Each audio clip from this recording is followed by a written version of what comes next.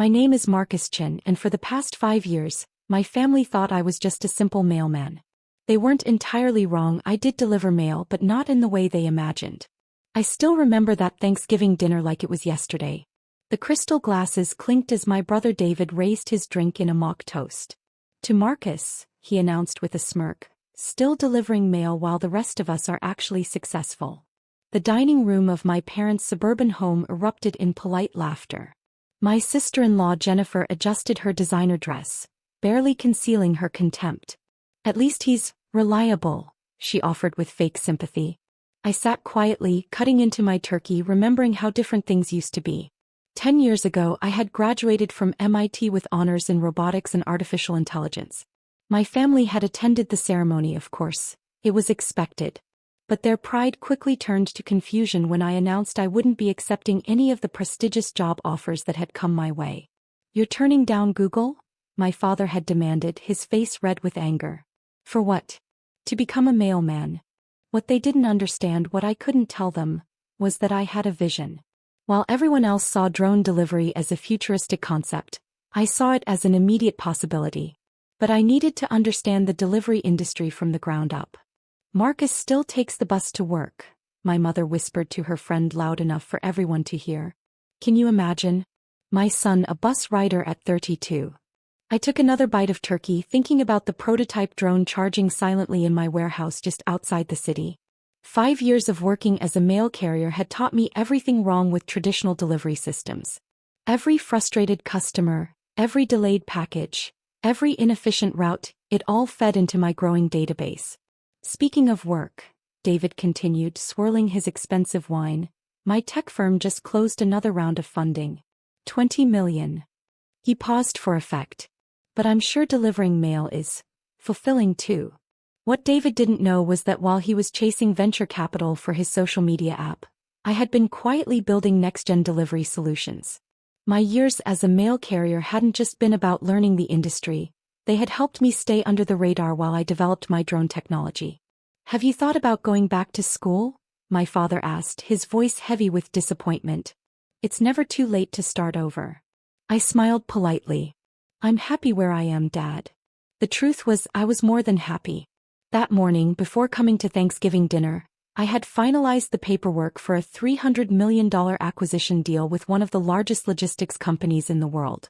My drone delivery system, developed and tested in secret over 5 years, was about to revolutionize the entire industry.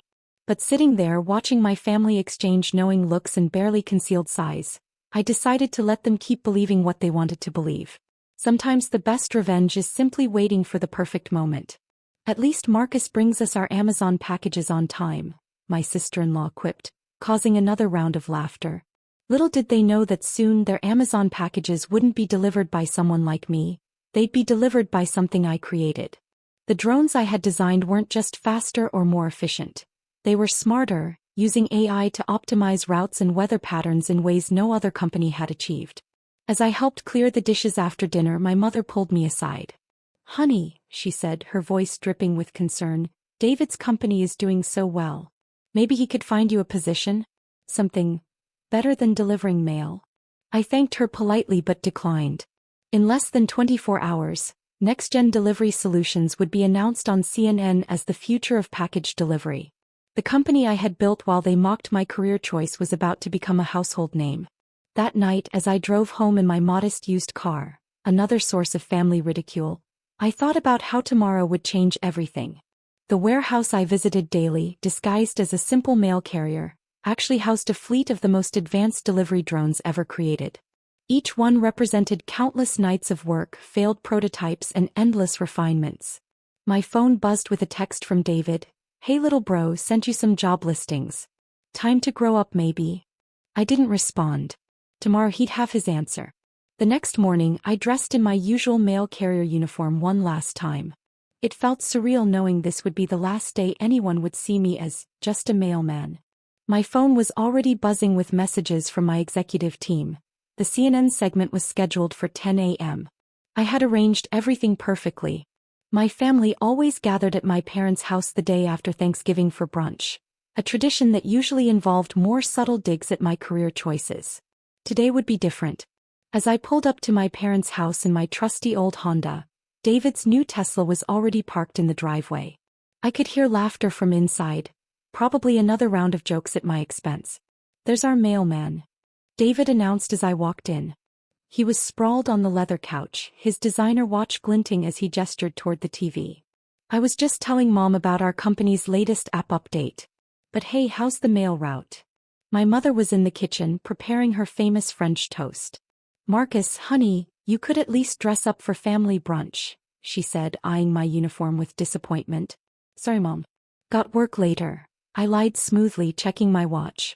9:55 a.m. Jennifer, my sister-in-law, was scrolling through her phone. "Oh look," she said with fake enthusiasm, "the post office is hiring. Better benefits, Marcus. You should apply." I sat down quietly, accepting a plate of French toast. "Thanks for thinking of me." The TV was playing in the background, CNN's morning news. My heart started beating faster as I recognized the opener for the tech segment. This was it. "Can we change the channel?" David reached for the remote. "Who watches news anymore?" "Actually," I said, my voice steady, "I'd like to see this segment. It's about delivery technology." David rolled his eyes but kept the channel on. "Fine, enlighten us with your mail expertise." The CNN anchor's voice filled the room. "In breaking news that's shocking the tech industry, a previously unknown company called Next-Gen Delivery Solutions has just been acquired for $300 million. The company's revolutionary drone delivery system is being hailed as the future of package delivery." My family continued eating, barely paying attention. Then the screen showed my company's headquarters, the warehouse they thought was just my mail route. NextGen's founder and CEO Marcus Foster developed this technology while working as a mail carrier, using his first-hand experience to revolutionize the delivery industry. The sound of silverware clattering filled the room. My mother's fork dropped to her plate. David choked on his coffee. On screen there I was in a crisp suit standing beside our flagship drone, explaining the technology that would make traditional delivery methods obsolete. That's you," Jennifer whispered, her face pale. David jumped up, spilling his coffee. "This has to be a mistake. Marcus is just a mailman." I finished for him, calmly cutting into my French toast. "Actually, I'm the CEO of NextGen Delivery Solutions. Or I guess I should say former CEO, since the acquisition was finalized yesterday." My father's hands were shaking as he turned up the volume. The segment continued, detailing how I had spent 5 years developing the world's most advanced delivery drone system while maintaining my cover as a simple mail carrier. Our AI-driven drones can navigate complex weather patterns, optimize routes in real time, and deliver packages with unprecedented efficiency, my recorded self explained on screen. And yes, working as a mail carrier gave me the insights needed to make this technology truly revolutionary. $300 million, my mother whispered, sinking into her chair. "My son has $300 million? David's face had turned an interesting shade of red. "All this time, while we were offering you entry-level positions." I stood up, straightening my uniform. "Thank you for brunch, Mom. But I have a press conference at noon." "The uniform? It's for my final publicity photos. The media loves the story of the mailman who revolutionized delivery." "Marcus, wait," my father called out, his voice unsteady. "We didn't know, we thought." "You thought what you wanted to think," I replied calmly. "You saw a mail carrier and assumed you knew my whole story. None of you ever asked why an MIT robotics graduate would choose this path. You were too busy laughing." Jennifer was frantically pulling up news articles on her phone. NextGen, projected to be worth billions within 5 years. Revolutionary AI technology. "Marcus, I'm so sorry I held up my hand. "Save it. The time for apologies was before you knew I was successful." David stood up, straightening his expensive jacket. "Listen, little brother, about all those job offers. I was just trying to help. Maybe now we could discuss a partnership?" "My company could." "Your company," I cut him off, "was one of the ones we turned down for partnership 6 months ago. You didn't recognize my name on the rejection letter because you never bothered to read it yourself." The silence in the room was deafening. On TV, the segment was showing our drone facility, 50,000 square feet of automated delivery technology that would make traditional methods obsolete. "The warehouse," my mother said suddenly. The one you visit every day on your route. I nodded. My research and development facility. Every time you drove past it making jokes about my bus ride to work, I was actually going to my own company. The bus? It stops right outside our backup facility. My phone buzzed, my actual car was being delivered. I had kept it at the warehouse, not wanting to raise questions before the announcement. I should go, I said, picking up my things. The press is waiting. And David. I turned to my brother, who was still staring at the TV in shock. About those job listings you sent last night? I'm actually hiring. But I don't think you're qualified. As I walked out, I heard Jennifer's frantic whisper. Quick, delete those social media posts where we made fun of his job. Outside, my driver was waiting with my car, a custom Tesla that made David's look like a toy. As I got in, I could see my family pressed against the window, watching in disbelief. My phone started ringing immediately. First David, then my mother, then Jennifer. I declined each call, remembering all the times they had mocked my simple job. Over the next few weeks, the calls and messages became desperate. David's company was struggling, and suddenly a partnership with NextGen seemed like his only hope. My parents wanted to explain their behavior, to apologize now that they knew I was successful. But I had learned something valuable during my years as a simple mailman. True character shows when people think you have nothing to offer. 3 months later, I sat in my penthouse office looking out over the city. NextGen had revolutionized the delivery industry just as I had planned. Our drones were becoming a common sight in the skies, and our stock price had tripled since the acquisition. My assistant entered with a familiar envelope, another invitation to a family dinner. Your brother says it's urgent, she said. His company is looking for investors. I took the envelope and dropped it in the shredder without opening it. On my desk sat a framed mail carrier uniform, a reminder of the journey and the lesson it taught me. Success isn't about proving others wrong. It's about staying true to your vision, even when everyone thinks you're nothing. Sometimes, the best revenge is simply letting people believe what they want to believe, until the perfect moment to show them how wrong they were. As I watched one of my drones glide past my office window, I couldn't help but smile. Somewhere in the city, a package was being delivered to my family's house, not by a mail carrier they could look down on, but by the technology that proved them all wrong. The simple mailman had delivered something they never expected, a lesson in humility they would never forget. 1 year later, my success had grown beyond anyone's expectations.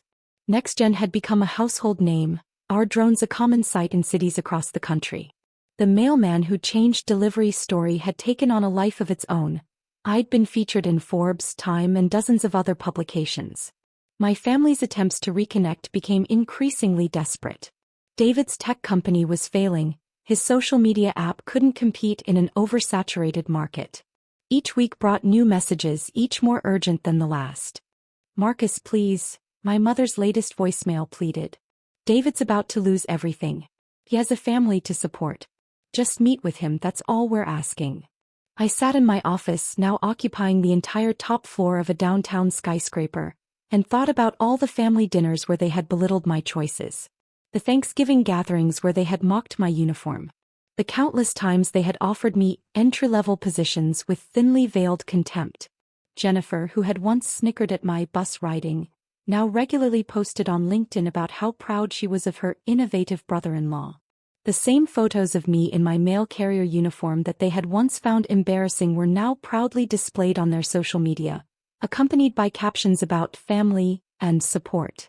But I remembered everything.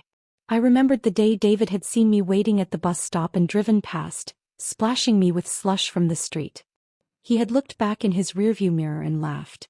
I remembered my mother telling her friends, "At least he's employed," in that apologetic tone reserved for parents of disappointing children. I remembered Jennifer's constant job listings emails, each one more condescending than the last. My assistant knocked on my door. "Your father's in the lobby," she announced. "He doesn't have an appointment, but he says it's urgent." I walked to the window, watching our drones take off and land on the rooftop landing pad. Each one represented countless hours of work, years of dedication, and a vision that none of them had believed in. "Send him up," I said finally. My father entered my office with none of his usual confidence. His expensive suit looked worn, his shoulders slumped. He took in the view, the sophisticated technology, the visible signs of success that surrounded me. Marcus, he began, his voice rough. You've done incredibly well for yourself. I sat behind my desk saying nothing. David's company. He continued, they're filing for bankruptcy next week. He's going to lose everything. The house, the cars, his kids' college fund. That's unfortunate, I replied, keeping my voice neutral. He's your brother, my father pleaded. Family should help family. I couldn't help but laugh. Family should help family. Where was that sentiment when you all thought I was just a mailman? When did any of you offer to help me? We were wrong, he admitted, staring at the floor. We were terribly wrong about you, about everything. But please don't punish David for our mistakes. I opened my laptop and turned it toward him. On the screen was an email from 5 years ago. David mocking my career choice to his friends, calling me the family failure. Did you know about this? I asked quietly. My father's face fell. Marcus, he was young, stupid. He was 35, I corrected. And I have hundreds more like this. Every mockery, every insult, every time you all looked down on me, I kept them all. I stood up and walked to my office wall, where my mail carrier uniform hung framed beside my MIT diploma. This uniform taught me more about business, about people, about life than any of you ever did. While you were all looking down on me, I was building something revolutionary. And we're proud of you, my father said quickly. So proud. If you could just help David. I held up my hand. I already have. He looked confused. Last week, I bought every outstanding share of David's company through a shell corporation. I own 51% of his failing business.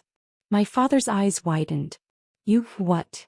Tomorrow he'll receive notice that the company is being absorbed into NextGen's software division. His employees will keep their jobs. The investors will get their money back. I paused, letting it sink in. But David will be asked to step down. You're forcing him out of his own company? No, I corrected. I'm offering him exactly what he offered me, an entry-level position. He can start in the mailroom. My father sank into a chair, realization dawning on his face. This was your plan all along? I shook my head. No. My plan was to revolutionize the delivery industry. I gestured to the paperwork on my desk. This is just karma. That evening as I left the office, I saw David standing by the employee entrance, clutching his termination papers. Our eyes met for a moment. The mailroom position starts Monday, I said as I passed him. Don't be late. I hear the boss is a real stickler for punctuality. The next family gathering was quieter than usual. David wore an ill-fitting uniform, his designer clothes now gathering dust in the closet. Jennifer had deleted all her social media accounts. My mother stopped hosting brunches. But sometimes when packages arrived at their homes, delivered silently and efficiently by the drones I had designed, they were reminded of the mailman they had mocked, the mailman who had changed everything. My story became a legend in the tech world. The MIT graduate who had worked as a mail carrier while secretly developing revolutionary technology. But few knew the real lesson. Success isn't about the degrees you hold or the job you work. It's about vision, determination, and the willingness to be underestimated. 5 years after the CNN announcement, I stood on stage accepting an innovation award. In the audience, my family watched not from the VIP seats, but from the general admission section. David, now working his way up from the mailroom, sat in his uniform.